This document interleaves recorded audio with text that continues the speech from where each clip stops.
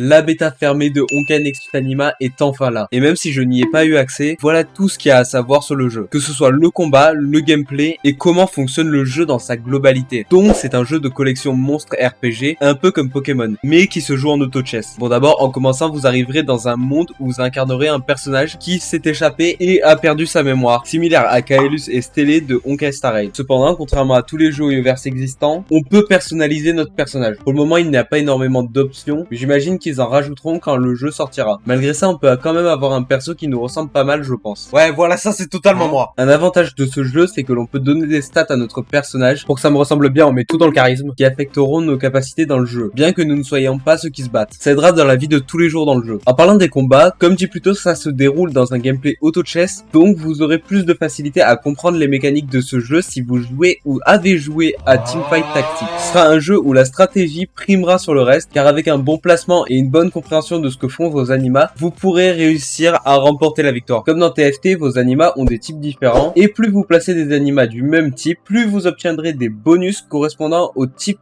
en question. Chaque anima possède deux types, un des types sera plus basé sur la personnalité de l'anima, et l'autre sera plus quelque chose de similaire à un élément. Les types détermineront les capacités des animas, ainsi que leur rôle en combat, comme un tank, un DPS à distance, voire un DPS au corps à corps, ou encore un support. Durant le combat, vous ne pourrez pas intervenir, alors placez bien vos bêtes, car si vous mettez votre backlane devant, vous avez juste rien compris en fait. Sachant que quand vous commencerez le jeu, vous n'aurez le droit qu'à 5 animas sur le terrain en même temps, mais plus vous avancerez, plus ce nombre augmentera. Maintenant c'est cool, on peut utiliser des monstres en combat, mais comment on les obtient? Parce que même si tu overlevel un anima, je doute que le 1v7 passe très bien. Après moi je dis ça comme ça, c'est un conseil comme un autre, hein. On n'est pas dans un animé, on est dans Anima. Ta gueule! Par chance, il semblerait que ce n'est pas via un gacha, mais en les affrontant, vous pourrez les recruter. Avant d'en affronter certains, vous aurez sûrement réalisé des petits mini-jeux ou amélioré votre affinité avec avant de pouvoir faire quoi que ce soit. Et avec tous ces animas dans le jeu, vous devrez sûrement souvent changer de stratégie pour gagner les combats. Donc tous les attraper sera sûrement une bonne stratégie. Surtout quand vous prendrez des duels contre d'autres animasters qui, d'ailleurs, contrairement à Pokémon, ne vous demandent pas en combat dès qu'ils vous voient alors qu'ils ont 3 chenipans niveau 2. Et une autre feature en combat dont je n'ai pas encore parlé, car vous avez sûrement vu passer des persos comme Kiana et Blade, et maintenant vous vous demandez peut-être comment ils vont intervenir en combat. Donc ce sont ce qu'on appelle des cardians, qui vous permettront d'équiper un item à vos animas, en plus de buff certains types d'animas. Et quand j'ai dit que vous ne pourrez pas intervenir en combat, j'ai menti. Vous pouvez bouger le cardian. Et c'est à peu près tout. Ah oui, vraiment. Au moins vous pouvez les jouer dans la partie open world du jeu, hein. D'ailleurs, on sait comment avoir les animas, mais qu'en est-il des cardians? Pour le moment, il ne semble avoir aucune sorte de système de gacha et vous pouvez juste directement les obtenir dans des quêtes ou les acheter avec une monnaie obtenable gratuitement. Dans la bêta, il n'y avait pas de monnaie payante, mais je pense qu'il n'y a pas de risque à affirmer qu'il y en aura une à la sortie du jeu, permettant d'avoir plus facilement des cardians, des skins d'anima et des skins de cardians dans le shop. Bon, je pense que c'était à peu près tout pour le combat, mais vous n'allez pas vous battre toute la journée. Si, vous pourrez explorer le vaste monde du jeu et aider toutes sortes de citoyens grâce à vos animas hors combat. Vous pourrez augmenter votre affinité avec plusieurs factions, et évidemment vous aurez plein de quêtes secondaires et une histoire principale avec des gens qui tuent des animas pour faire des trucs de méchants. Évidemment, la Team Rocket, bonjour. Bref, sachez que vous ne vous ennuierez pas. Il y aura toujours quelque chose à faire et c'est plutôt cool. Évidemment, il me semblerait incorrect de ne pas vous donner mon avis sur le jeu. Le gameplay a l'air plutôt fun et l'aspect stratégique va sûrement être une grosse partie du jeu. Et vu qu'on n'a pas un système de gacha dans le jeu, il serait possible d'avoir un mode PVP. Et je pense que ça serait une très bonne idée même. Après, vous en doutez, ils doivent quand même faire de l'argent. Donc il y a beaucoup de chances qu'il y ait souvent des skins pour les animas et les cardians. De plus, comme dans Honkai Impact Third,